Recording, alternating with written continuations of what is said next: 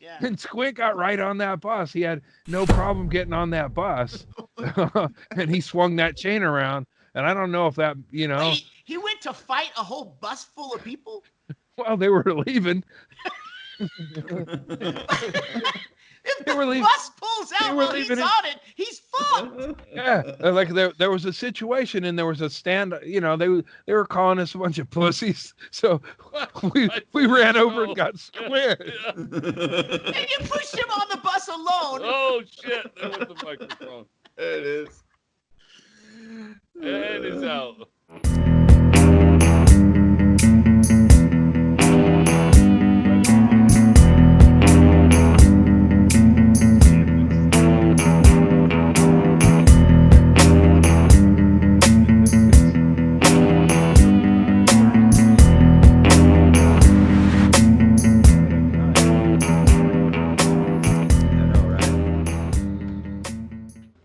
But I keep getting the 8-track experience, and I shouldn't complain about YouTube, but I've been watching a lot of YouTube stuff, and when I listen to it on my phone, it interrupts like fucking mid song. Like I've been listening to a lot of Pink Floyd, and that just like there's just certain points in that song where it can't be more dramatic, and then it cuts to commercials, and then one of them is for YouTube Premium.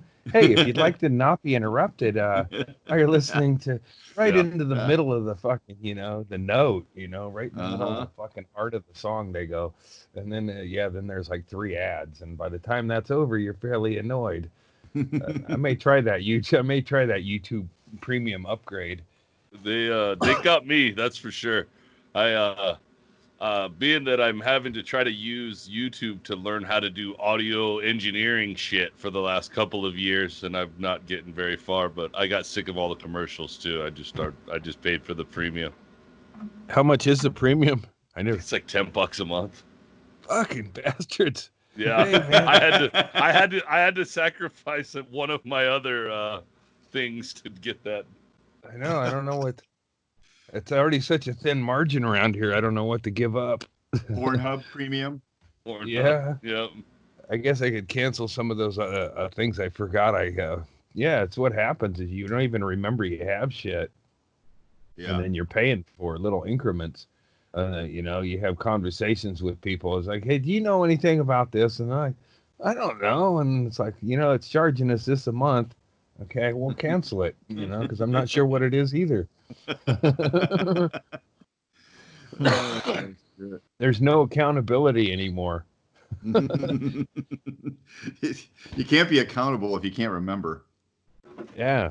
I mean, shit. I don't like being hassled, and then sometimes I go to the path. I used to change, like whatever company or whatever. Remember when phone companies would call you? Yeah. And then I would go, all right, it sounds pretty good to me. And it was, just, I don't want to be bothered, And then when you get companies. In, so it would switch. Like, then somebody get home and they go, oh, yeah, we're with a different phone company. Why? Yeah. Well, I can't remember, but there were a lot of really good points that this person made. It's what happens when you can't say no to, I'm sure it started young for me. The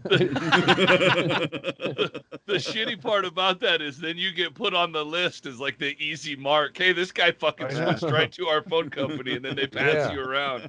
Yeah, I'm just glad Stanhope got out of the business. He would have bankrupted you. He would have been my nemesis on the air. What is this again? You sound real familiar. You could have won a TV. Oh, no, that wasn't me. Have you ever heard I heard Doug do we got into Doug wasn't driving, but we totaled the rental car after a show in Cincinnati. And there was a snowstorm in and outside of the club. And we had somebody driving the van, and they hit the brakes just leaving the parking lot. And it was like the cab stopped coming up to the clubs, and there was this big party in the kitchen. I won't tell you what club, but a lot of fun in the kitchen. And then when that was over, there was a couple of people who couldn't get a cab that were walkouts during the Stanhope show, and they ended up in we offered to give them a ride, so they couldn't get a cab, and there was two people that wanted to leave, that left the show, and then they just couldn't get a cab, and then we come out all cooked up, and then we had a driver. I think she was just drunk, and she hit the brakes. She hit the brakes. Yeah, go ahead. I was going to say that actually, if everyone's drunk and you guys are drunk and coked up, you're actually the better option behind the wheel than the person who is not coked up at all and just drunk. Yeah, seems like you went with Plan B. Well, It's almost like you guys aren't making good decisions. Well, this was one of those, like Stanhope had a rental car, and he wasn't driving it, but somebody that was Brad Thacker's girlfriend at the time offered to drive, so we were like, sure. And she hit so where it's snowy, she hits the brakes as we're go into traffic, or I guess what she did is skidded out of the parking lot, and then T-bones this fucking sports car, and it's like this, or I guess I don't know how the collision. I was fucking gacked up and in the thing, but these Probably two cars collide. Yeah, no shit. Yeah. Well, Stanhope later told me not to fucking say a word because the cops were there, and he said, "Don't fucking talk." Like, well, let me explain why that hurt my feelings. So we get in an accident, and this other guy, he's just as fucking, he didn't want to talk to the police neither. So it was like, Doug goes, ditch whatever you have on you. So I'm throwing shit into the snowbank, and that guy's throwing shit. And I think there was a car door in the roadway. So that guy, we started driving, and cause our car, I think we both started driving, and his car, he went and parked it into a thing, and we got about 50 feet or so, and our car died. And then we just waited for the police, and that was what happened. And that guy was all coked up. The guy, he was like, I got to get my car out. I'm going to get my car out of the area here. I can't talk to you. So he parked his car. We dealt with the police. And then, I guess, I don't know what happened. I don't know that, like here's how it ended, though, is they let me and Doug and Brad Thacker and his girlfriend were all in the squad car, all four of us in the back seat. Yeah, in the back seat. And before we loaded up and left the rental car, I ran, and I noticed there was beers under the like, they'd rolled up underneath the accelerator or whatever, It's like, oh, that could be part of the problem. Yeah, so no, I don't know. It was just bad driving. It was a woman driver. She's probably thinking about sales or something. Well, I mean, no one's going to be able to stop if there's a full can of Keystone Light under the brake pedal. I don't. Yeah. Yes, that's true. I mean, I think gender plays no role in this. No, I know. I think the collision, the cans rolled up there. I don't think it had any part in it, but I grabbed them and put them in my pockets, and the police were giving us a ride to the hotel, and I look at Doug, and he sees me, knows what I'm thinking. I was like, I'm going to open this beer and have a drink in the back of the squad car. In the back of a squad car. Because I was all, how your throat gets all, fuck, you're coked up, and that chemical. I just wanted to rinse that chemical taste out of my mouth. And Doug gives me the no. That's like I thought in my head. Yeah. I was gonna say, you try to do that thing you would do like when you'd sneak beers into the movie theater where you try to cough at the same time you pop it open, but you never get it right. Oh, so officer. And I was thinking at that time, I remember thinking, I bet if I open this, I could have a drink, and it's like not really a crime because it's like, it's like the driver is the one responsible. You have a driver, and you're separated by a screen of some sort, right? Well, it's like if you were pulled over, if you were a passenger in a car and you were drinking a beer in the car, it would be on the driver. So it's like the cop would have had, hey, officer, you should, I'm going to let you go with a warning, but you really shouldn't allow people to drink in this. Who's really at fault here? I know. Yeah, there's really no one at fault. But the next day, Stanhope called the complaint, or, he deal with the totaled rental car, and he got into like it was kind of like a whiny Gilbert Godfrey Jewish voice, like an old, I'm sorry, let me go through my papers here. You're rushing, and he got into this thing, and then he was locked into character for about 3 hours. He went through like several different people. Let me transfer you over here, and then he was just like stuck all day as an old Jewish man with a rental car situation. Is it?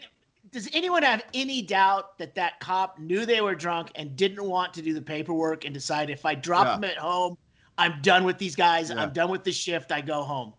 Yeah. It seemed no like way the four of you were pulling it off. Well, Doug went and talked. Doug did he represented the group in the negotiations with Paul, like he did in Costa Rica. When I don't know even how this happened, but I was naked. If I had a nickel. I know. I mean, I was naked and I had a Tiger Asics. I was naked except for I had a Tiger Asics tied around me, covering my dick, like a shoe. What? A shoe. So you took the shoe, unlaced the shoelaces. I don't remember getting in the outfit. I think somebody, probably Renee, helped me tie it around, and I went in a bar in Costa Rica, and then I was dealing with a couple of heated tough guys. Was one of them missing a shoe? No, one of them gained a shoe. and like he's been looking for his Cinderella forever. I think size 9.5. That's just the shoe size. Don't get excited. And those are U.S. This shoe sizes. Smells worse than when I lost it. But it was a situation where it was like one of those no shirt, no shoes, no service. But you found a loophole in that one.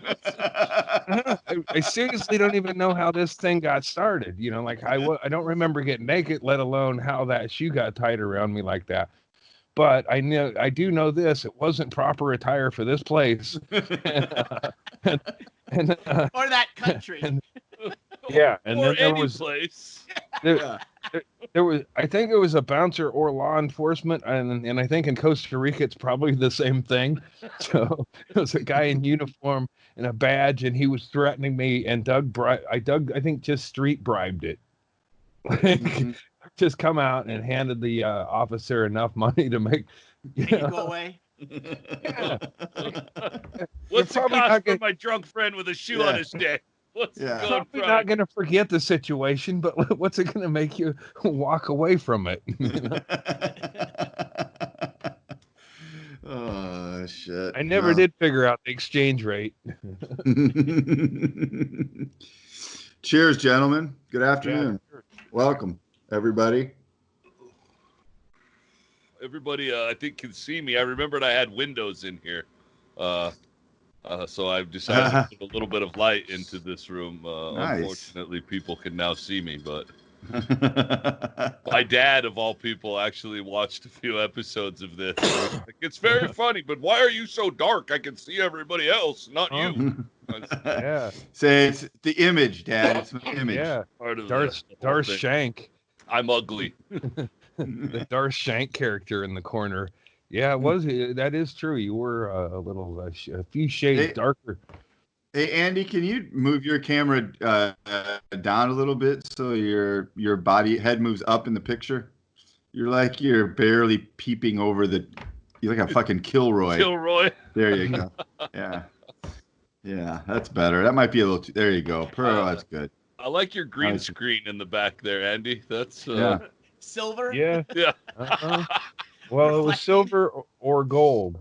I think that that Andy is like, well, they said I needed better reception for the Wi-Fi, so if I put something tin or aluminum behind me, maybe I could bounce some of the radio frequencies off of that. Like That's wrapping foil around the antenna ears. The bunny ears. Yeah. That's why I'm wearing. That's why I'm wearing this hat. It's covering my tinfoil hat underneath it. Tinfoil yarmulke. Skull cap. I mean, we do appreciate your effort because you're in the location A. Better spot. We're definitely got a better. So far, pretty good. Mm-hmm. Sheryl Crow is up here to my left. Oh well, that's part of the equation, I think. The quarantine took a toll on Sheryl Crow. I peeled the tape, and her mouth is. She's got a little. Sure, that's what happened. Sure, whatever. Somehow she got a hole in the mouth part. I don't know. Fell right down on a nail. Some water dripped from the ceiling, and that's why the pages are stuck together. It's not. It's from water, and it got onto the. These old magazines. Well, yeah, you might have seen the watermelon I purchased the other day. I saw that. There's like a stack of watermelons, and there's one that looks like it has a vagina right in the middle of it. And I'm like, I don't know. I wasn't even. Like it grew with yeah. It's like it probably got dropped or something. So it was like a slice. Sometimes they call them a deer hoof. It's because right. With pumpkins, the deers they jump on them until they break, and they leave scars on them. So. Wow, that's. This was an already sliced watermelon that just had a vagina sliced into it. Yeah, but it was like I wasn't even there for watermelon, but I'm like, I'm just kind of, I don't eat enough fruit. Wait, you bought it? Hold on. Oh, I'm just like, I've been home. Did you buy it to fuck it or to eat it? Hey, that's what makes life exciting, is the not knowing. Hey, well, there'll be a little Could juice go either dripping. way. There'll be some juice dripping. I'm in my upstairs quarters. If I know Andy, he fucked it and then he ate it. Yeah, sure. I flipped it over and tossed it salad. Just like any man wearing a shoe over his dick. Mm-hmm. Well, Shaylee mentioned. So I went on a walk, and I ran into the turkey vulture was on the roof of the "Hey, fuck you guys" house. So I stopped to take a few pictures of it, and then I see a deer, and the deer is got like a wicked fucking tumor or something on one of its legs. Yeah. So the fucking vulture's just there like salivating on the roof, and then the "Hey, fuck you guys" door opens up, and it's this younger dude. He goes, "Oh man, that nasty fucking thing ain't on my roof, is it?" And I go, "Yeah, I'm taking pictures of it." And then, but his old man, the "Hey, fuck you" guy, has since left the premises and died. He's gone. So his kid's way cooler. We had a conversation about the deer and stuff and what to do about it. And I go, I tried calling the county or somebody, I was like, hey, there was a wounded deer. And I go, what should I do about it? And they're like, it's a wild animal, you got to walk away. Yeah, exactly. It's like this deer with a wounded leg pounding, trying to get out of this yard. And I'm like, well, what can be done here? And they're like, let it play out. It's nature. Hey, all right, well, but so I was talking to this guy, and it was like, the vulture's there. The vulture's been watching this fucking deer lift her, so I gotta, like, something has to be done here. I'm thinking about taking my friend Mac up on his offer to let me use his crossbow. I don't know. Hold on. Why does something have to be done, Andy? Well, it's nature, right? Well, it's going to happen, right? Well, yeah. I'm kind of rooting for the deer. Well, not with a crossbow. Then you shoot the vulture. Yeah, that's what I'm thinking. I thought he was going to do. Yeah. Shoot the vulture. I'm thinking I'll wait till the deer is really fucking, maybe, I don't know how it's going to take patience, and I got to get a crossbow over here. What would be great is if you shot the vulture with the crossbow, it died, and 4 more vultures came and ate it. Yeah, that's what they would do, man. I'm sure they just next vulture up, man. Or if the deer went and ate the vulture. Yeah.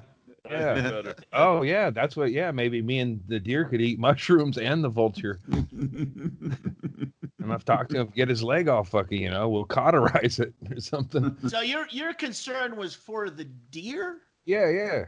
I don't not a healthy vulture, but a tumor-riddled deer.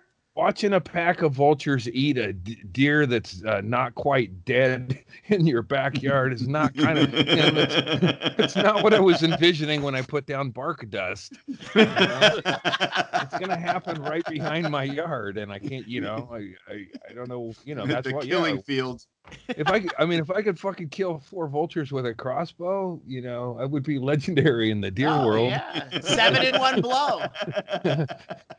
I don't know if deer talk about that kind of shit, but they definitely acknowledge it in some way. Damn, that was fucking. But that's what I think that's gonna happen. I got to come up with a name for the deer too. It's got a baby leg, something.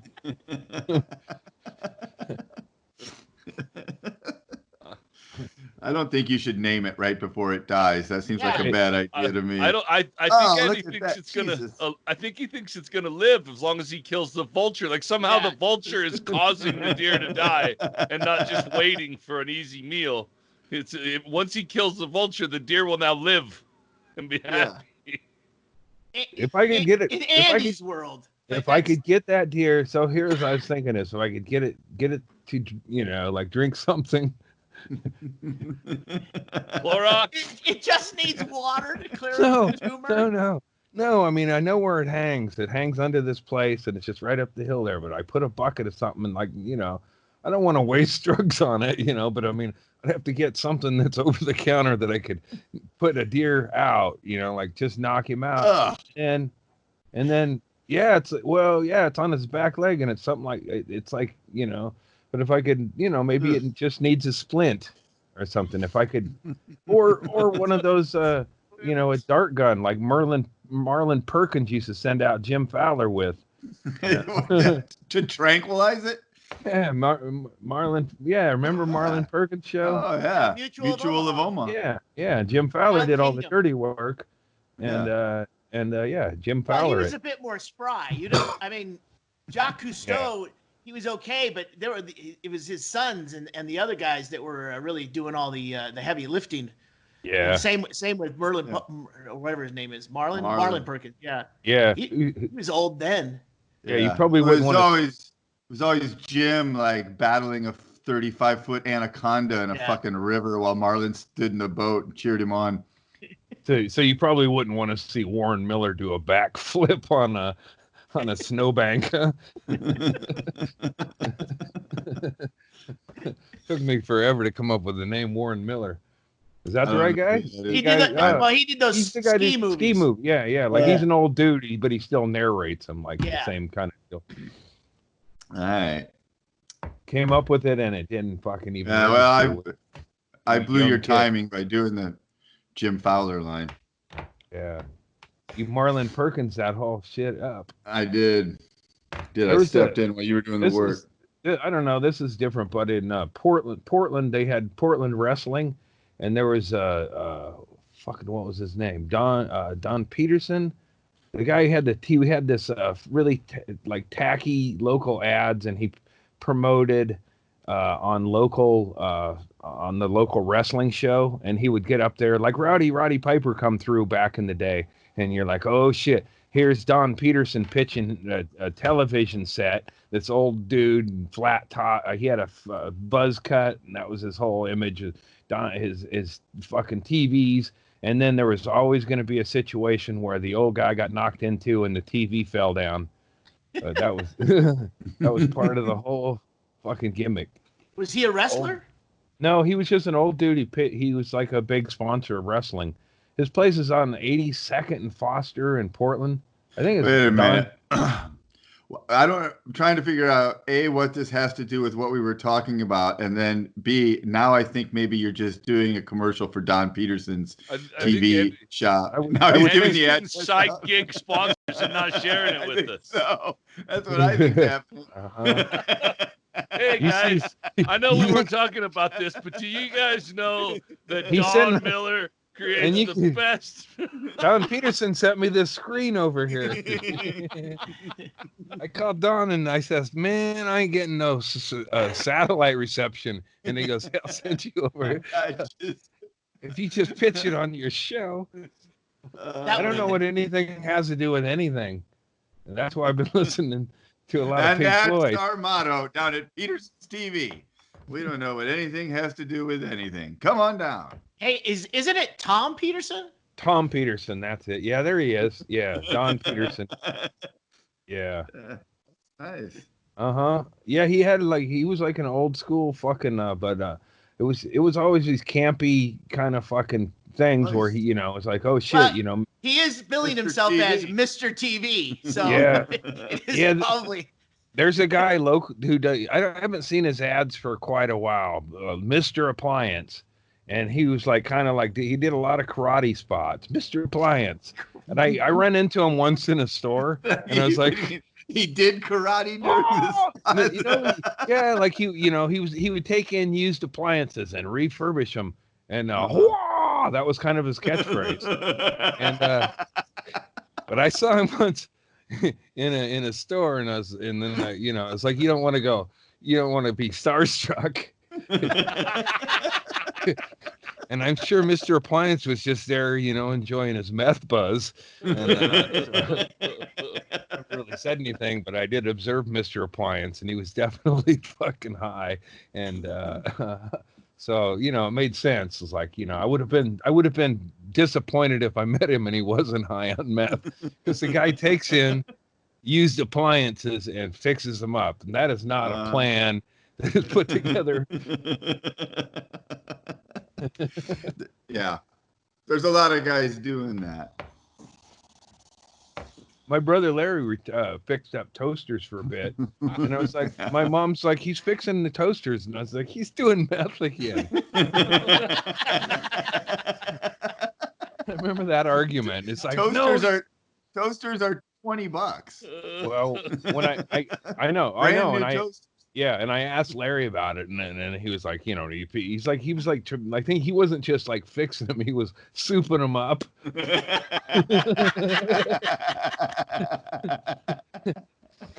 And I go, what's that? He goes, you eat your toast. He says that he's like, you eat your toast quicker. I go, Mom, come on, man. But my mom liked to believe the best in everyone, and she was like, I don't think he's doing drugs. Like, no, well, I'd have those arguments where I felt like I was right, but there's really nobody was right when you argue. It's just like today, where logic really doesn't matter, and I would have all this logic and science behind me and point out his behavior with facts and shit, but it would still go back to, I don't think so. He said he isn't. Yeah. So how did Andy? Do you remember how he souped it up? Did he put like two plugs instead of one? I don't know. He was. I think he was back to like back when he had like, that's why one thing I don't like about clowns is Larry collected a lot of them. But I think how it worked is Larry kind of had a trade 'em company, or E-Trade, or Larry was kind of a middleman, but I think a lot of times when people didn't have cash and they were still interested in his product,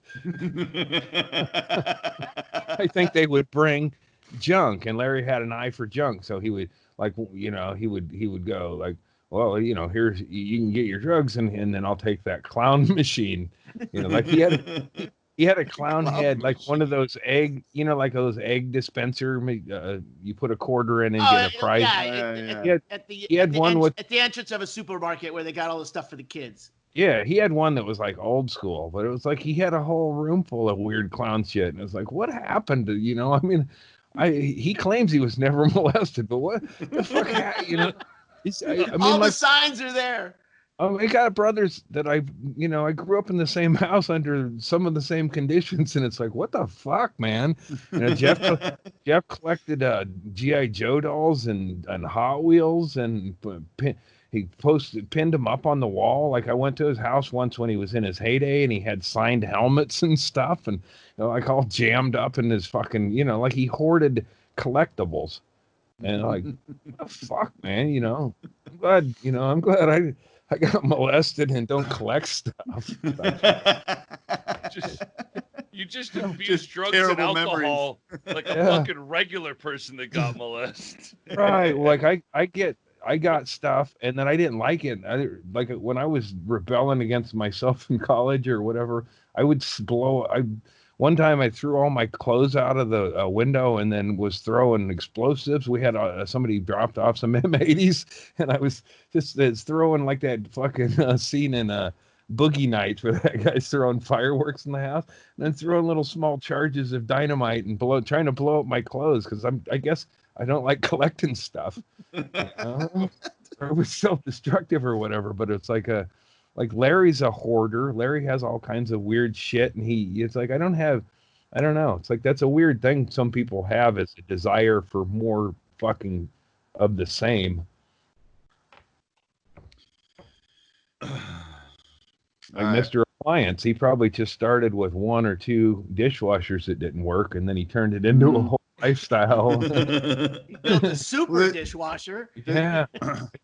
The thing about collecting shit is, it sounds like you need to have enough space to display what you're collecting. Otherwise, it looks like you're just hoarding shit. Right. You know what I mean? Like if you're going to have football helmets, you got to have enough room to put them all out. So it's like, oh, here's your collection of football helmets. Otherwise, you've got a pile of football helmets jammed into a corner somewhere, and you're a fucking hoarder. They're conversation starters, but they end up with the most boring fucking people. Like, you got to dig through. Oh wow, you got a Jim Kelly signed helmet? Weird fuck. That's what that story that I told a couple podcasts ago with Larry finding all Jeff's stuff in a dumpster, and why it was like concerning to Larry because Jeff had all this collectible shit, but Jeff's wife at the time decided to just throw it in the garbage can. But it was like, that's how Larry knew. It's like Jeff would never, Jeff's not crazy. He wouldn't throw G.I. Joe dolls in them. Still in their package, That's money. Mm-hmm.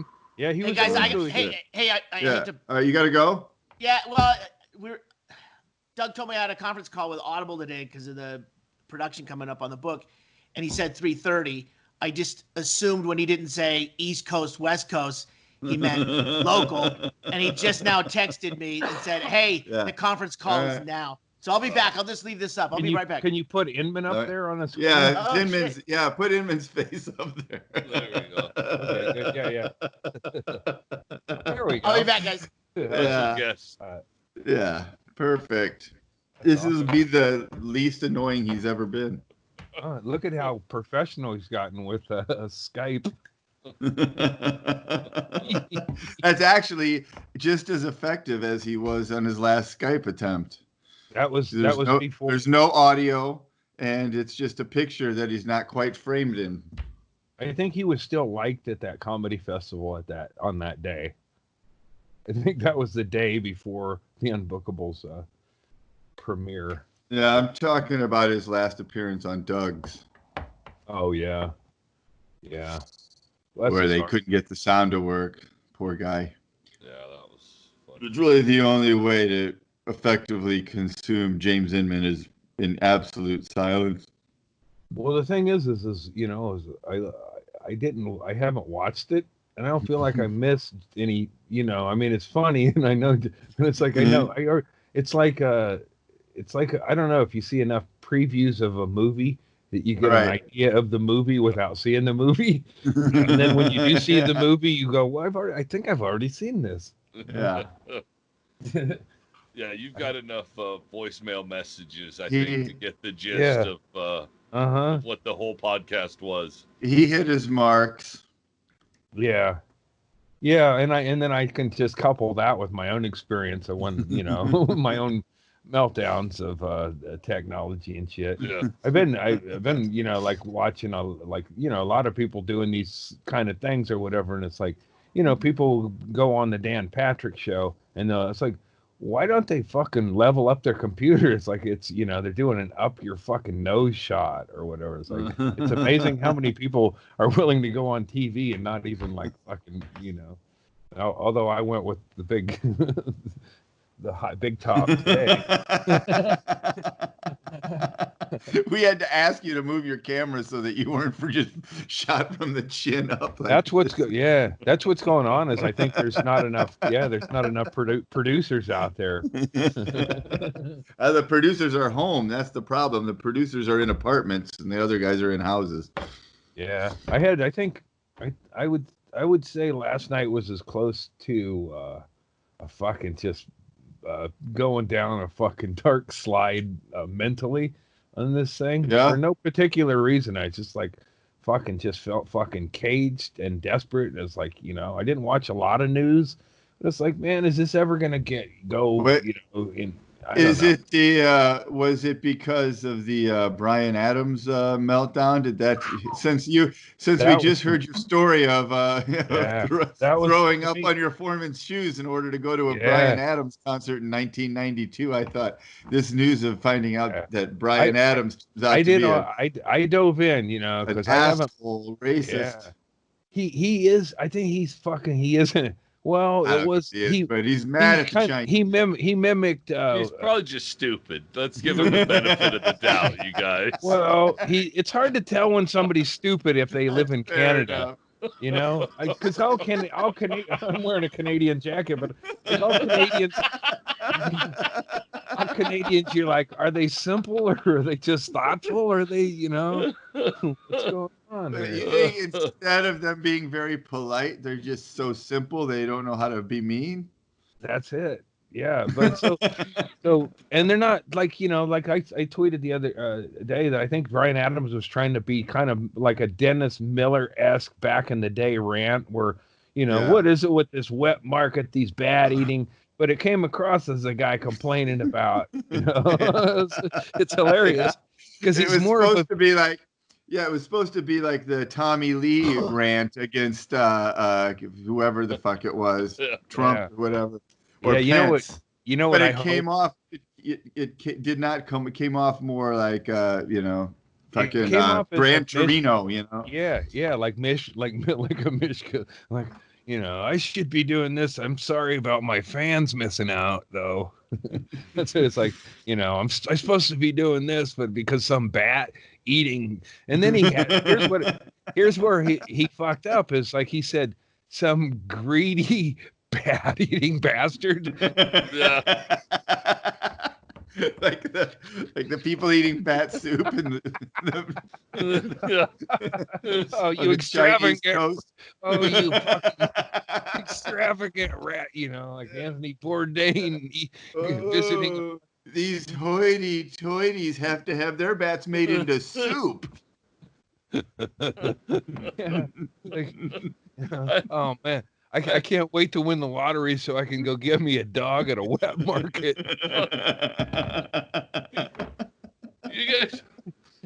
You guys remember when Ozzy Osbourne used to eat bats live on stage and it wasn't a problem? No. Well, he that might have been more of a prop. Maybe that's what really started the AIDS crisis. That was about the same time, wasn't it? Right. I tweeted. You know, that's what I tweeted when it was about somebody fucking had to have sex with a monkey in a wet market. I read.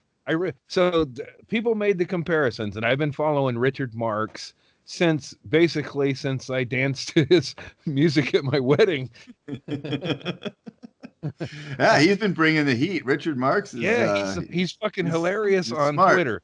He's smart, uses some proper punctuation, and people want to give him that fucking shit on him for being a fucking has-been or whatever, and he's still making music, and then it's like Bryan Adams is the Canadian Richard Marx, but you go back and you read, there's not a funny tweet in Bryan Adams' arsenal, you know.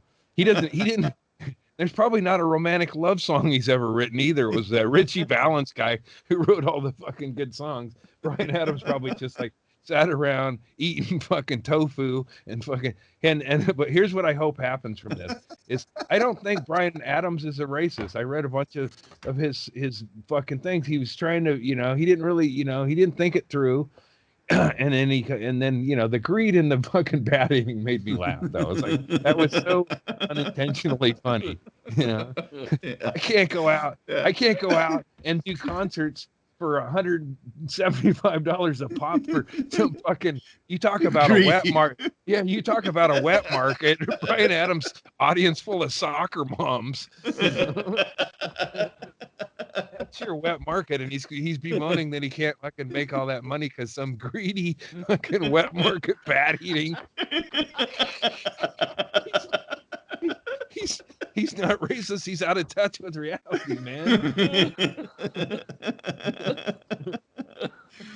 Oh shit. But so here's what I hope happens is I don't think he's racist, but I hope a bunch of racists fucking jump to his defense and have to go to his concerts. Like, we're Bryan Adams fans, like, and then have to go listen to all that shit, that soccer mom anthem shit.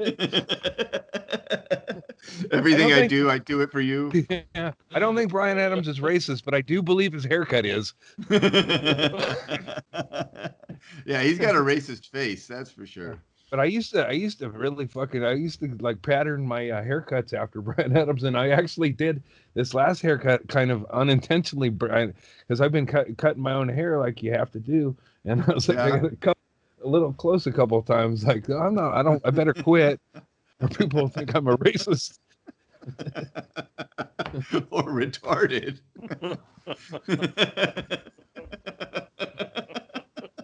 The hard part is getting the back of your head. Well, that's where you start looking like a racist retard, if you're being honest. Oh, yeah, I think so. Oh, Andy. Looks good, man. Looks all right. Yeah, if you get enough I'm just letting it grow out. Yeah. Well, mine gets all fucking up in a fucking frizzy hump or whatever, like a Greg Brady hair. One time I haven't had a haircut in like fucking 10 years, and I'm just letting mine fall out at this point. So as soon as it's thinning out, so as soon as I look like Gallagher, then I'm just gonna shave it all. Does it still grow? No, same length. Same length. It just stopped. It just got to the end. It's like, well, that's all that we do. Yep. I was thinking I've never seen Chad's hair, but I have seen the Butcher Bald Knob's hair. So yeah, similar like dudes, you know, like Gallagher and Gallagher too. They're, you know, right. I had one time I saw this picture. One time. I think it was after. Well, it was like, you know, Tracy. after fucking burnt out and after getting molested. You know, anyway, I went to a stage and I got a perm. I don't know why. I was like rebelling against being molested, so I got a perm. Like, no, that's exactly the wrong rebellion, man. Like I almost turned into a drag. More fuckable. Yeah, I didn't realize I was like, right. These days they would say I was becoming gender neutral or whatever. I don't even know what they'd say these days. That's what I say. But I was like, you know, I went and I got my hair curly. I liked that show. I think of the show The Greatest American Hero was on, and I was like, I didn't like my hair, and I was like, you know, I was gonna just fucking cut it all off. And then a friend's mom gave me a home perm, so I went to school. Like I felt bad about myself. I'd been molested. I felt inferior, and I had these new sweatsuits and shit. And then I went to school, started my sophomore year with a perm.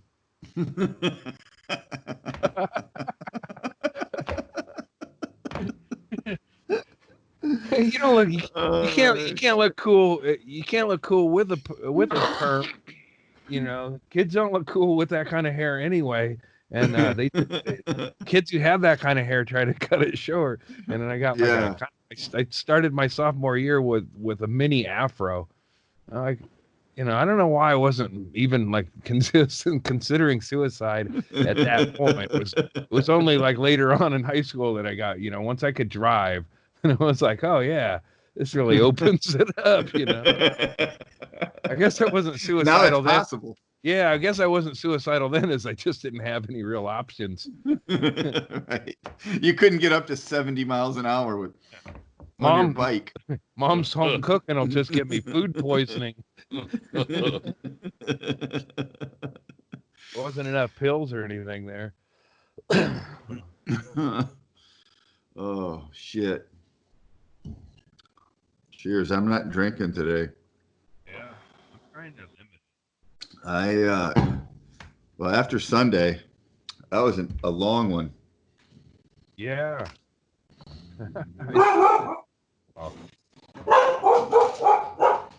This is where there goes the two screens. Put Inman up. Put Inman up if you get murdered. Put Inman up on that screen too. Yeah. Oh fuck. All right, Chad. Just going to check it out. I hope it's not a burglar. Oh, this would be so cool if it was like a Better Call Saul. No, that was Breaking Bad, where they killed everybody in jail all on the same, within the same 30 minutes. It was actually like 3 minutes. Disappearing from the. Right. Yeah. Yeah. Last week, whenever we did the long drinking, I immediately started doing a Twitch stream afterwards because I didn't want to quit drinking. I drank until about 8:30 that night. I streamed the whole fucking day. Hack Oddity, Joby, and Fury, and everybody was on there. Hammered. Oh man, I was so fucked up. Maybe about 7:30. I think I finally just quit. On Sunday. Yeah. I was that weed drink and I hit it pretty. I was like, that's it though. This is our, I mean, every one of these shows is my Saturday night out. I know. It's like, all right, I get drunk and then I got a couple of days to recover and do it again. Yeah, it's like I wait for the one to drop because then it's like, oh, cool. Then we record the next day, and it's like, I'm having. Yeah, see, I am doing stuff, That's why I'm getting, worried about the deer and hunting vultures. Is like I got nothing better to do. If I got a crossbow, and I can learn how to. I'm gonna have my friend who works at a sign place make up a couple of Mitch McConnell targets. And then get some backing target, so put Mitch McConnell over a target and then just, have something with it. It'd be fun to shoot a crossbow into Mitch McConnell. Absolutely. I feel like, therapeutic. I wouldn't go after any bigger targets because then people would accuse me of some sort of Kathy Griffin-esque terrorist act where I posed with the fucking dummy head of the president. They tore her. They destroyed Kathy Griffin's career that never should have been that big anyway. They destroyed all what they the PR people made. Yeah. They restored the natural order. I know. I saw a tweet from you the other day, Andy, that I thought for sure I wasn't going to see you on Twitter for a while anymore. Oh, which one was that?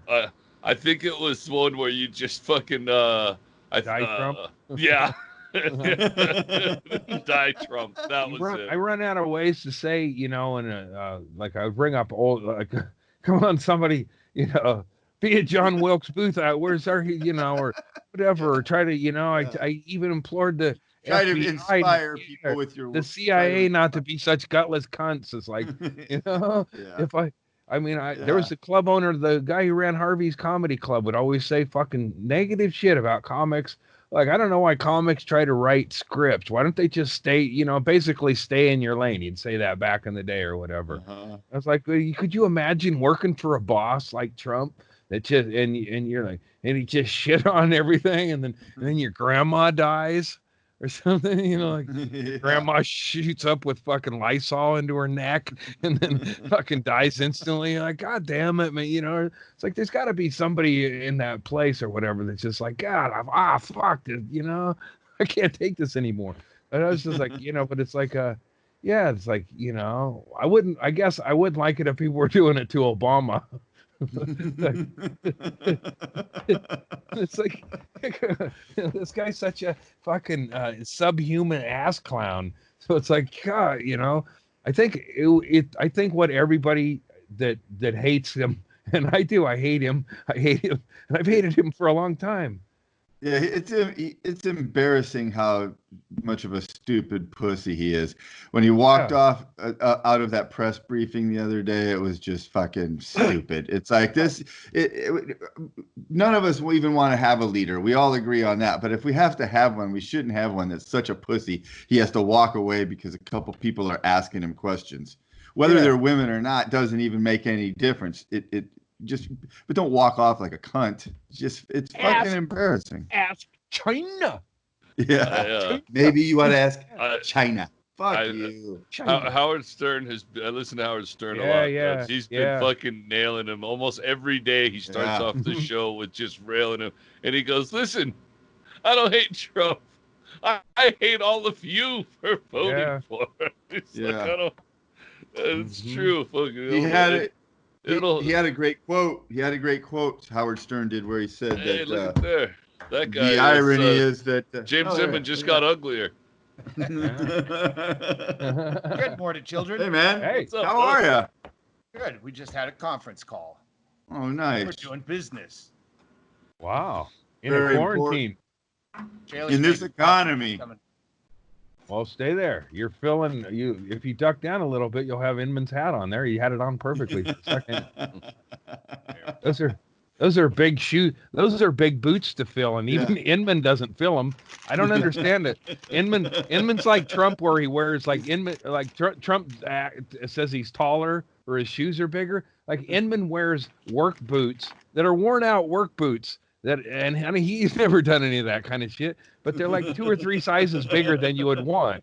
Like, if you were actually wearing those on a work site, those would be dangerous.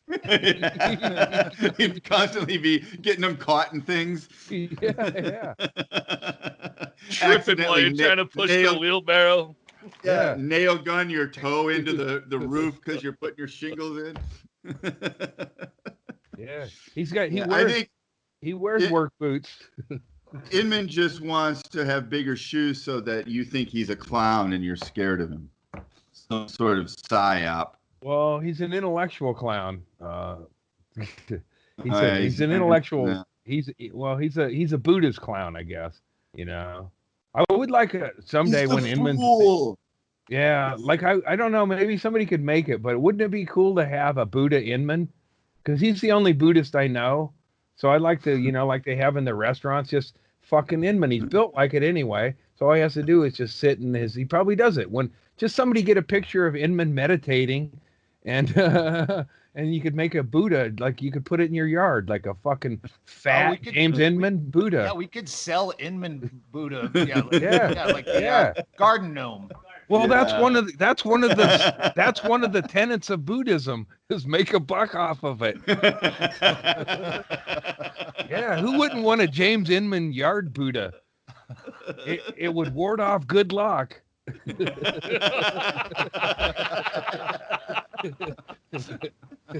Oh shit, I was about to win the lottery, but I got a James Inman gnome, and now I got a fucking James Inman gnome. Now there's a buzzard that won't leave my roof. Yeah. Well, if I put a James Inman in the yard, the buzzards would have a target. Circling him like, it smells like death. No, that's his act. Nice to see you, kids. Here's your Chaley. See you later. Wow, you guys, that's so fucking beautiful what you got there. You guys should get Star Trek shirts and do it a little slower. I love this Inman Buddha thing. Yeah. If for no other reason to get, especially if we could do it and he makes no money off of it. Well, that's the thing. It would be like, it's Buddha. It's not you, James. Yeah. That's clearly Buddha. Yeah, we could set up. There. Yeah. Don't we all see ourselves in a Buddha garden home? Yeah, the thing about Buddhism is you're supposed to let go of your ego, but yet you think you see yourself in God. Not a good Buddhist. Long way to go, brother. Not a good look, bro. Not a good look. Sorry. Yeah, I thought of that when I went and got Thai food. It said, they had their takeout food. But I was hanging out there waiting for my bubble tea and looking at that thing, and it's like, thinking of Inman and Buddha, and like the only thing these guys have in common is their lack of commitment to their core. You mean core muscles? Yeah, core. Yeah. Oh, absolutely. Yeah. They're it's like I understand. I don't know. Was Buddha was he a sumo wrestler Maybe. or drunk? Inman's got to it's like kind of letting yourself go. Yeah, maybe Buddha was sitting around trying to make calls to his friends, and nobody would answer. So he just got madder and madder and madder and fatter and fatter. Yeah, look at them like leaders, and if you had to, like, if you needed a cross carried up a hill, would you have Buddha do it or Jesus? Jesus is fucking thin and has muscle tone, Yeah, Jesus looks like he could like dig all the post holes for a fence. Yeah. Whereas the Buddha guy would get hurt on the job.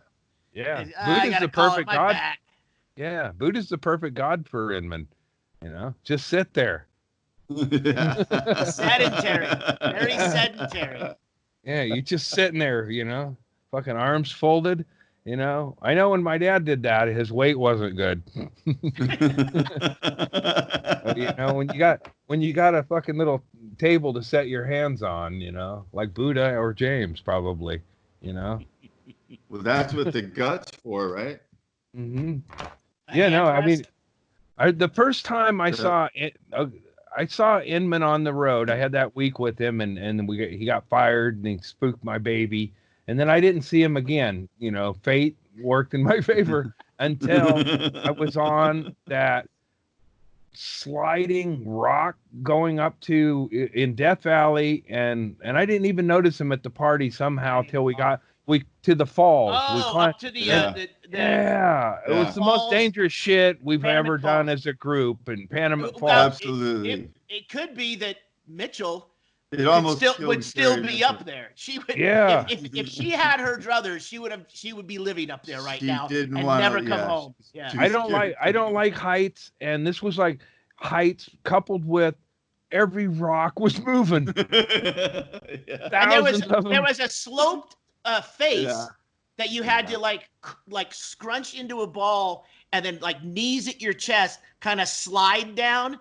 And Mitchell was like planking, trying to make yourself smaller and slowly go. And she was absolutely terrified. It's like, so we were Spider-Manning or whatever at some point, and you'd make a move and you would like hearing ice crack, but instead of ice cracking, it was hundreds of thousands of years of rock moving underneath each little movement you made.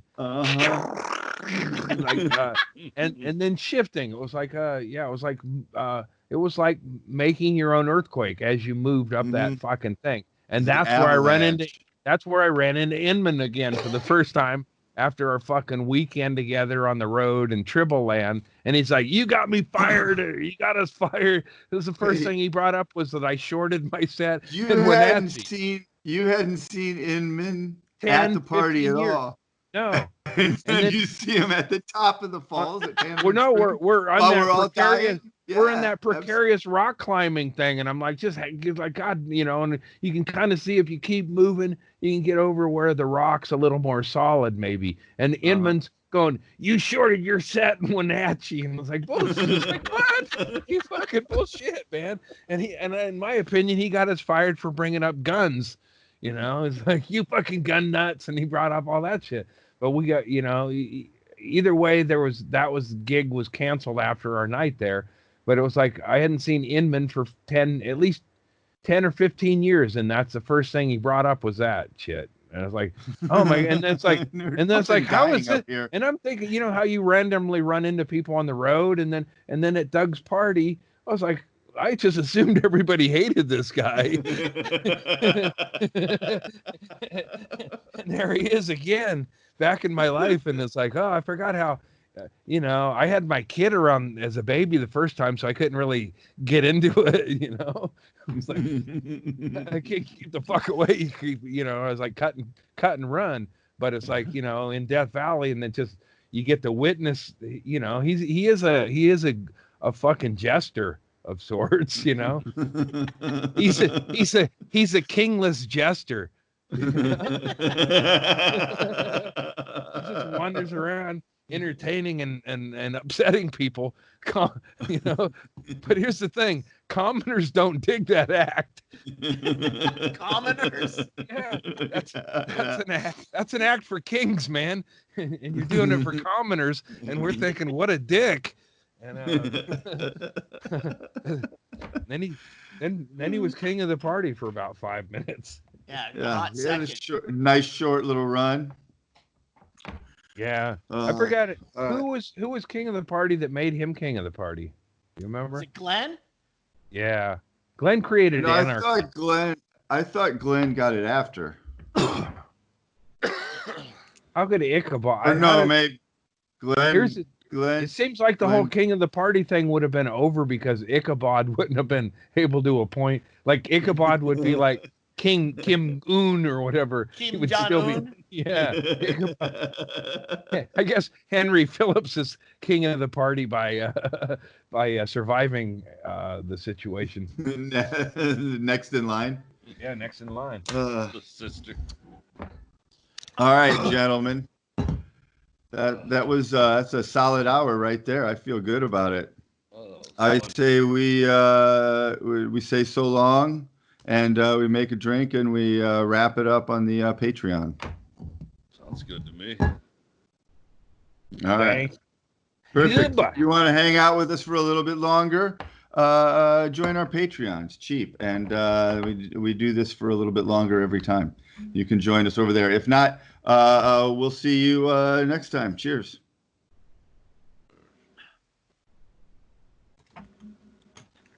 Live on the Patreon. Wait. The Bud Dwyer episode. We need more subs. Yeah, you got to go longer than that. Mr. Appliance. Can't be in the first minute. Mr. Appliance, and I'm out of dishwashers. How could you ever be out of dishwashers? I mean, there's always. It's such a fucking crazy business. I think his business has been down for a while, but I think people still drop their appliances off in the parking lot. Hey, was that the guy that I had a picture of? Mr. No, that Tom Peterson. This guy. No. Oh. That was Mr. TV, dude. In Eugene, I'll look him. Yeah, on Chambers Street. Yeah, that's probably Second him. in Chambers. Yeah, that's him up on the roof. I haven't seen him, and he hasn't either. Yeah, look at his Superman image. Him in tight jeans, hoisting Mr. Karate. Yeah, the ads were ridiculously. I kind of like them because, there's one for Window Place in town, and you see them local ads. You'll see the guys. There's King Painting in Tucson that has like the most ridiculous fucking ad, and it's the same regionally. It's just a local ad that's produced locally. Actors are local, and it's just horrible, and they're everywhere. Yeah, there's a guy I went in, and in fact, it worked. It worked because I bought a mattress that my wife wasn't happy with. But I wanted to go meet Mr. Mattress because he's this fucking guy who obviously had a hairpiece, and he would say, "Come see me," and he's just like so many, like high school janitors or creepy dudes, and he'd sit in, and I went, and then he fucking damned if he didn't get. I bought a mattress, and then it was like, it's like, man, this isn't what we want. But you're stuck with it, and I think we sold it a year or so later. But there's a company that does windows in town. And the one partner, I've seen them for years, and they used to be kind of a decent team for really crummy ads. The one guy, something happened. He's had a health problem. Something's going on. It's like one of his eyes is fucked up, and he's gained a lot of weight, and he can barely hit his mark. And it's like it would be fucking fun to hang out with. I'd love to watch that production of them doing commercials. Because this guy's deteriorating, but he's like probably, there's always those fucking, father-son auto teams or shit. And they're You know, they're an example. Like Don Trump, we were talking about him earlier. It's like he's a guy who's never gotten any real fucking honest fucking talk or whatever. It's like these people who do these local ads, they deal with people who just want to sell them stuff, and then people who see their ads or whatever, but your ad was great or whatever. Don't tell them that. Tell them, you know, you don't have to give them like your ad sucked ass or whatever. There was one, it was a radio spot, but they had, I don't like barbershop quartet. It's almost as much as clowns. As a genre of music? Yeah, I consider like really annoying radio spots using that kind of thing, sing song or barbershop quartet to be like ear rape or whatever. I'm not, you know, it's like they should have a warning, like, you know, graphic images. This next song may fucking make you mad. It may make you angry. But I called up this oil change place, and I said, hey, can I talk to your manager? Is there a problem with your service? Well, I'd just like to talk to your manager. And I go, hey, man, I keep listening to your ad about the oil change. Do you listen to that? He goes, yeah. And I go, you like it? He goes, hey, I hate it. I hate it. And I'm getting an oil change. My car's way out of oil, and I needed an oil change. And I was like, and I almost rolled into one of your places, but then I was like, no, I can't do this. And I risked my car's safety to get it to another oil change place that doesn't have that kind of ad. But usually you just observe them. But that one, I physically don't like that. There was one there was a car ad like that recently. I mean, you know, there's always one or two national ads that just piss you off, and you got national. You mean local? Well, local ads, but national will be a national ad like that. That's just like, God, the one you run to and go, great. You know, there's usually they do a pretty good job of, but local ads I kind of like. I like the fucking, you know, the bad production of it. You know. I grew up with one here in Arizona, and the guy just recently died. Is Tex Earnhardt was his name, and he had like a bunch of car dealerships, and he would come out into commercials riding a giant fucking longhorn bull, and his slogan was, "I'm Tex Earnhardt, and that ain't no bull." He was but that was the local commercial fucking here in Arizona since I was a little kid, probably before me. He just recently died.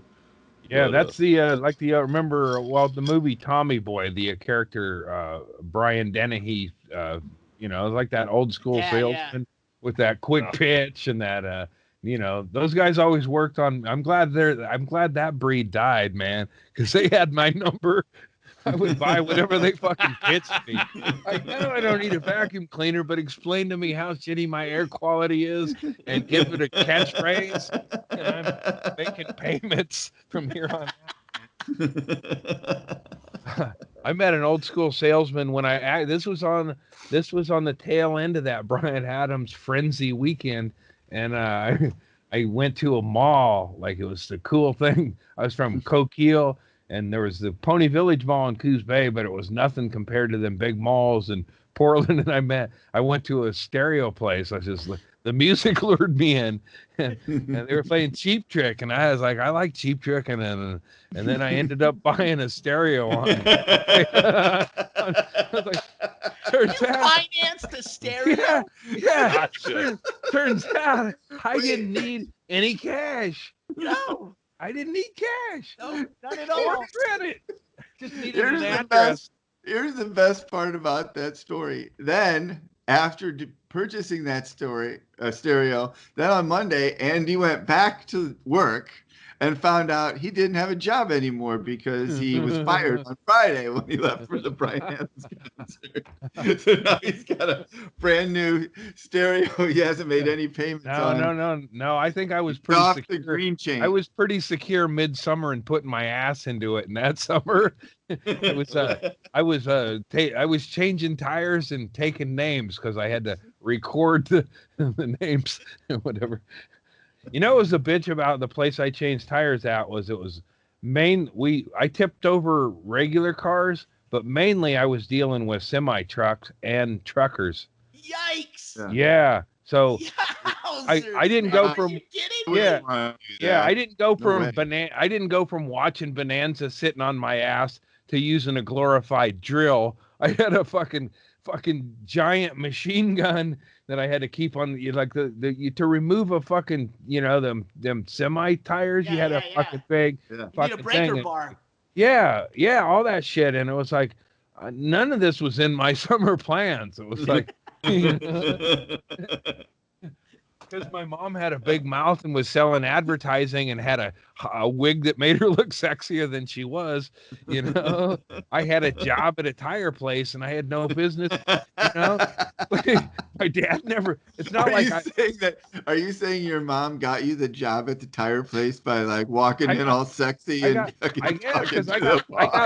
got backdoored in. I didn't fill out. Yeah. You were vetted. I had a. She was like Lori Loughlin getting her daughter into USC. Yeah. Exactly. It was like when I got molested. I just got a letter or a phone call that said where to show up, and I showed up. Like a spy. Yeah. I pictured Mrs. Gump getting Forrest into school is what I pictured, Eric. Oh, totally. That is it. Oh, right. The button. Just taking the button out. And I wouldn't have. I mean, like one time, this is horrifying. It's like I hadn't even seen Deer Hunter at this point, but I walked in and my mom and dad were having sex, and my dad was paralyzed. Wait, was he missing his legs yet? No, he still had his legs and he had his mouth, obviously. But it's like it's like that's just it's not what you want to do. Well, I don't have to ask at what point did you walk in. Yeah, thanks a lot. Now you really did. Two wet noodles hanging over the bed and his mouth right in the middle. So yeah. So I would have got it. My mom would put, like she would catheter my old man, and then it's like that's like. And she would hold his dick and glue it or whatever. And so I wouldn't. An external catheter where it was like yeah. I had to do. I had this discussion before, haven't we? Had this discussion. Yeah. Chad? So, but one time, you and I out when it happened. Yeah. So here's the thing. It's like if my mom one time. Keep going, Andy. Keep going. This was a few years after I got kicked out of college or whatever. But my mom had a job working at a furniture store. And I went in and saw her once at this furniture store, and it's like she's like, she's gonna suck at this, I'm sure. She can't read. I went in there and she gives me this, and I still use it as a catchphrase. But I sat down in a chair and was just like trying to take it all in. My mom at this furniture store, it's like she's not going to do this very well. And she goes, "Do you like that chair? It's like sitting in a cloud of comfort." I didn't like that chair. I was just sat in the chair, but she was like, "You're trying to sell me the chair?" And then maybe they have financing. But then the next time I went, I heard from the stereo store you're an easy mark. Right. So then I went there another time, and my mom was I saw her leaving, and I went in and I go, "Where's my mom going?" And they go, "Well, she don't work here anymore." I just saw her leave, And then my mom left, and I was like following her. And this is when I lived in Coos Bay, and I followed her, and she went to a motel. And I was like, "Oh, fuck, here we go."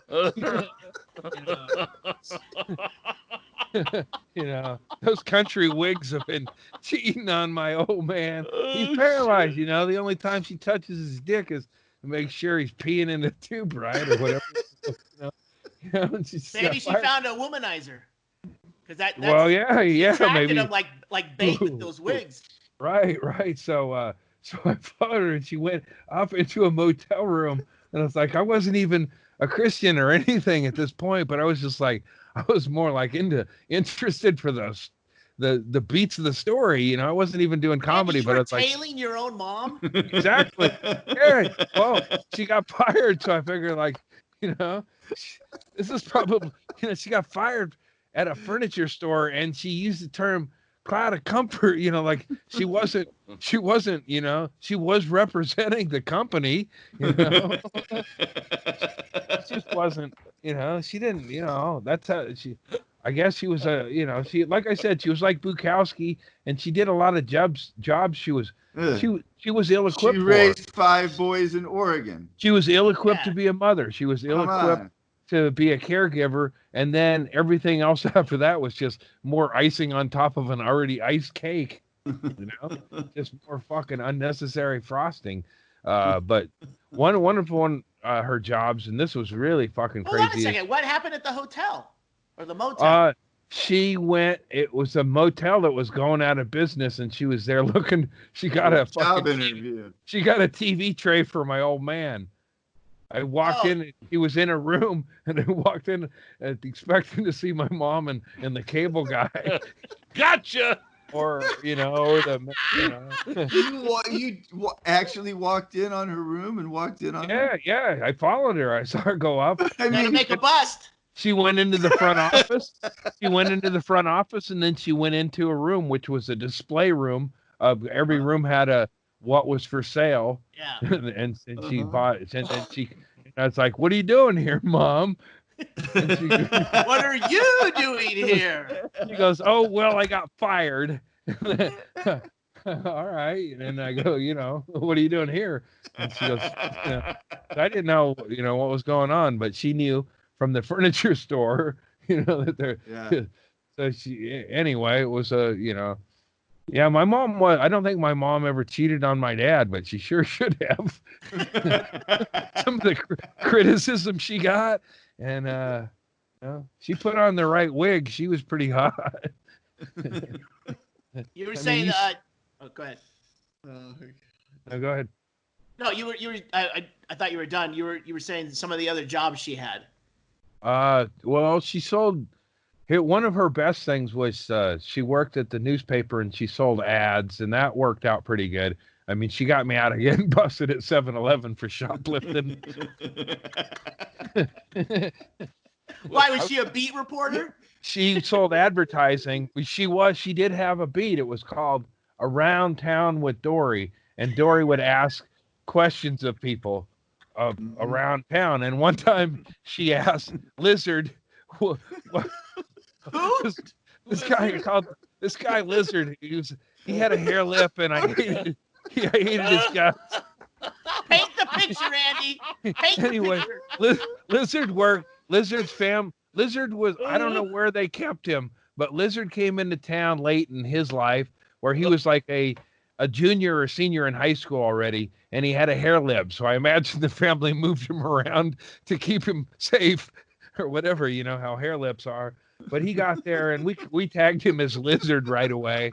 And one time, Lizard, I was at a party, and me and my friend Doug ended up with Lizard, and Lizard, he was drunk, and he was loose, and he goes, he considered burning somebody's. He basically threatened to burn my house down for calling him Lizard. It's like, well, you're not getting a ride home. So we stopped and let Lizard out.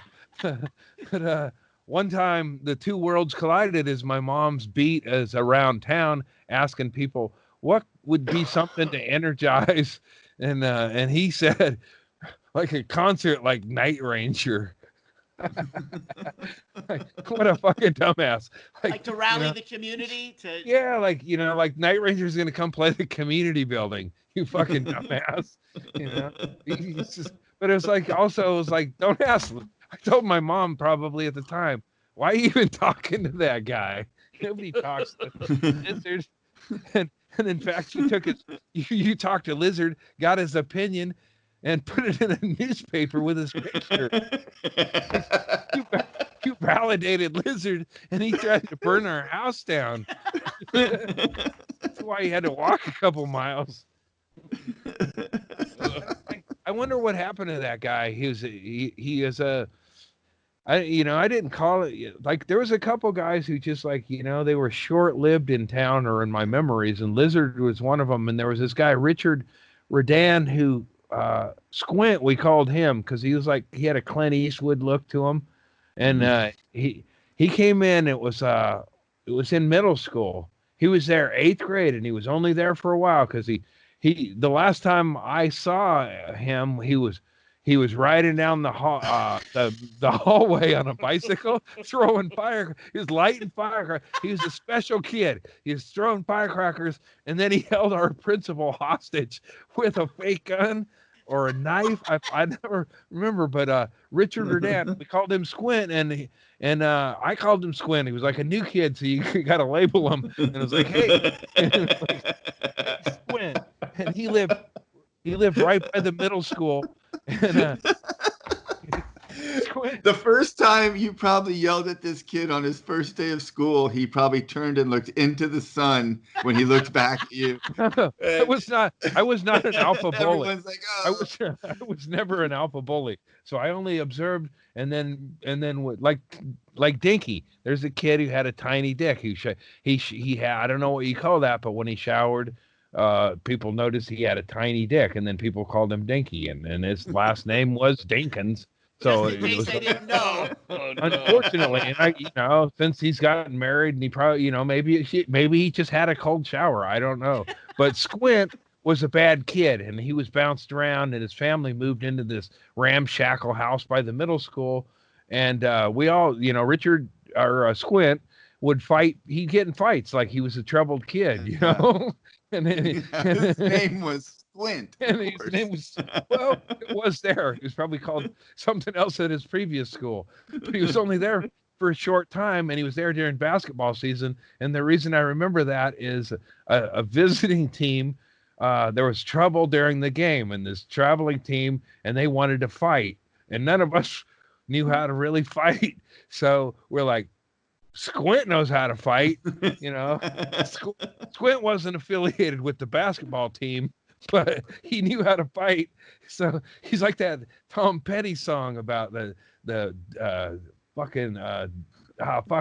Tom Petty song about a guy who was like, anyway, that was Squint. We went and got him, and like, Squint, there's a problem over here with Gold Beach, and they want to fight. And Squint was like, he didn't have any team spirit, but Squint come over and he brought a dog chain. He brought a choke collar for fucking, and he got a whip around. And Squint got right on that bus. He had no problem getting on that bus, and he swung that chain around. And I don't know if that, Wait, he went to fight a whole bus full of people? Well, they were leaving. If the bus pulls out while he's on it, he's fucked. Yeah, like there was a situation, and there was a stand. They were calling us a bunch of pussies, so we ran over and got Squint. And you pushed him on the bus alone. Oh shit! There was the microphone. There it is. And it's out.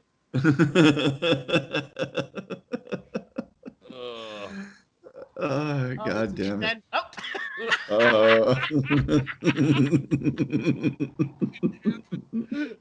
shit. Uh-oh. There's no going back. Gotta plug it in, Andy. Hey, Shayla, you gotta take that weird prepubescent boy picture off of there. Squint. Yeah, no, it's not. It's gotta go. Yeah.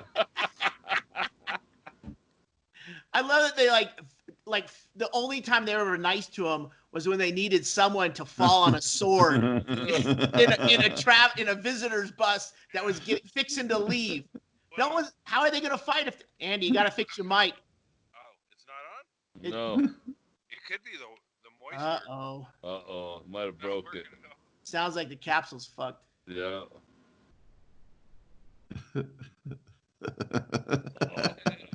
Oh, we had a good run. Try and find a mic these days. Oh, no kidding. So Somebody was have to selling unplug. a blue snowball or something, a USB on the local selling thing the other day. I almost bought it for $30 just to have it. If it works, it's a tabletop. Those are okay. That's Working, right? no. No. I was trying to project confidence like Michael Jordan. You sound like you're like doing a field report in the 40s. Andy, Well, unplug. Oh, fuck. I'm guessing it's the void. We voided the warranty on that one. Andy, unplug it from the yeah Computer. and then you got Oh, there you there. go. Oh, So now well, there it was. your onboard mic is taking over. Yeah. So yeah, that's good. Oh, okay. Yeah, it's No, all. I think that's the computer mic. Yeah, It it is. is, but that's all right. Brian, I got Brian Adams' haircut, and I'm sitting in a wet market with some fucking greedy squirrel. Wait. Did you have that prop ready to go and you just forgot to use it earlier? Spilling? Notice The the squirrel. squirrel sat by the mic, and then it fell in the beer. So Oh, it fell in the beer. The mic- did? the mic tipped my beer over, which I have the mic taped down. So I was like thinking, that's like, I mean, you can't unlearn taping a mic down. I mean, it took me 40 some episodes, but it's like once I start taping it down, I won't do it without taping it down. So that's like, I think we should all go out and buy a losing lottery ticket, because that's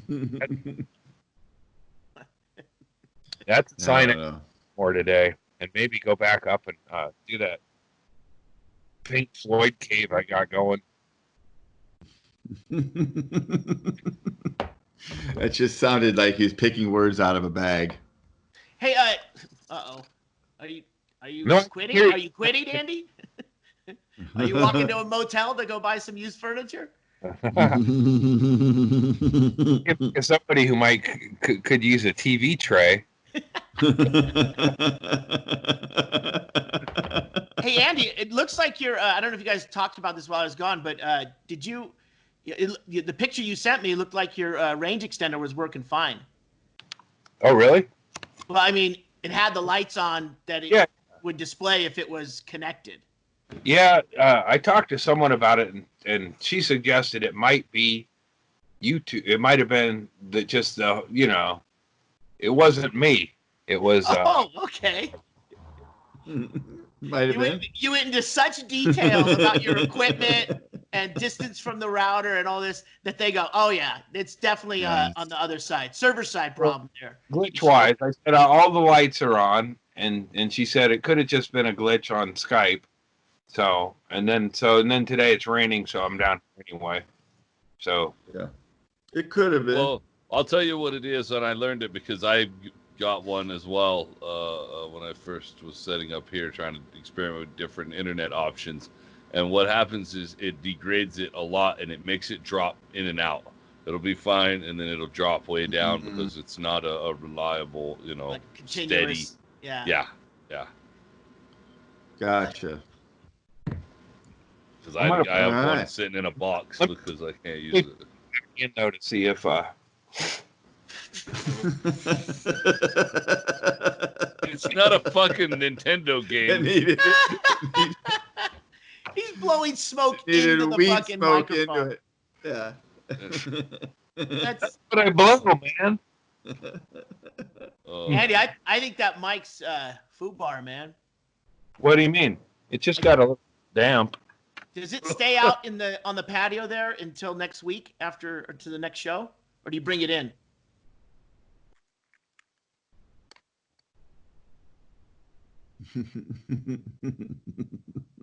I'll wait. I like it. Yeah, no. Yeah, no good. I think it's toast. Yeah, it sounds like you took all the high and lows out, like EQ'd it out and just like pumped the mid. Yeah. I turn it up. Oh yeah, that's better. Yeah, hold it up over your head. Yeah. Got it. Oh yeah, that's what. This whole time we just needed it upside down. How did that happen? It was taped. Tabled it. I don't get it. I don't understand it. And I can't. Andy. That it's broken. Maybe it was a tremor. We're gonna have to find Andy a new mic. Well, if he just unplugs that one, we can limp through to the finish line here, and we'll send it to somebody. There you go. Yeah. No, don't get rid of it. He just chucks it off the porch. definitely smells like beer. Yeah. Maybe it'll dry out and it'll work just fine. Yeah. That's what I'd hope.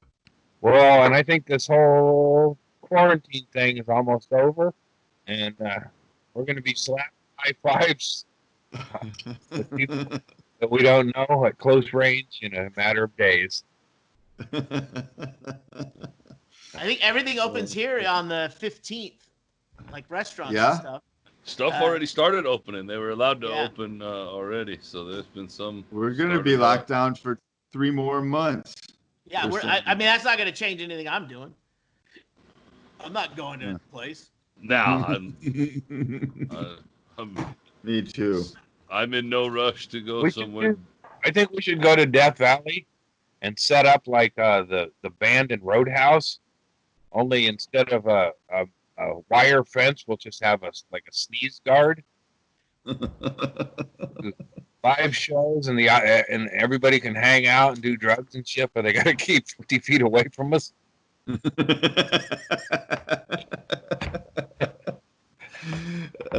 can set up a system where they just leave the drugs on a stump and then walk away, and then we walk up and get the drugs. Yeah, people doing drugs, it's like, that's cool, but why does it always have to be at such a close range? Get one of those grabber sticks. Hey, Marilyn Manson, I'm not sitting on your lap. You got to get 50 feet away and sit over there, and then I'll do a bump. Shit. All right, guys. Let's call it. I think we'll get this looked at and figure out what it is. I love you guys. Yeah. We'll see it. I'm going to dry my microphone. And put it in the dryer. Yeah. And I'm going to put a message. With a towel. Just pin it up with a clothespin. Seriously? Yeah. Microwave it? In the sun. Put some wet socks in there with it so it balances it out. That's good thinking. I'm going to dry it in front of my Bluetooth speaker. Andy, the mic on your laptop, you don't have to lean in. You can. Really? Yeah, this is actually kind of superior to. Oh, really? It doesn't sound good, but you don't have to worry about direction. It's an omnidirectional mic on that. None of us do. Yeah. Well, the government says it's okay to die. You were just looking for the green light? Yeah, just don't be honest about what you're dying from, so that we don't have all fucked up numbers. Because this guy needs a job, man.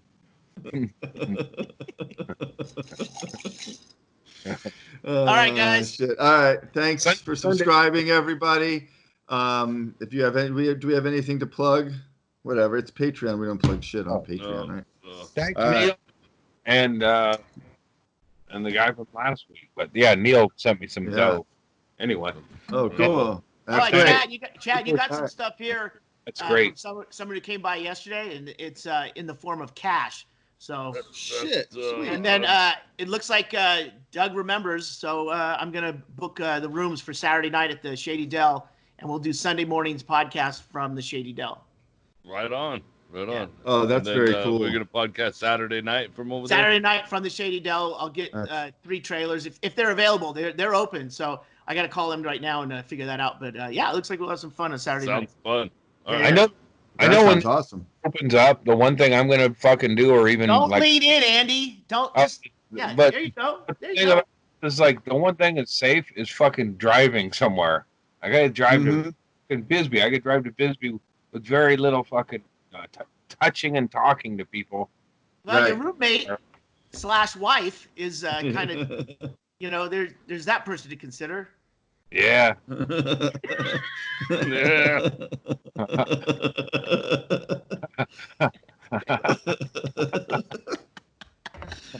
Oh shit! I fucking love you guys. All right, we'll see you. Take it easy, man. We'll see you guys next time. Later.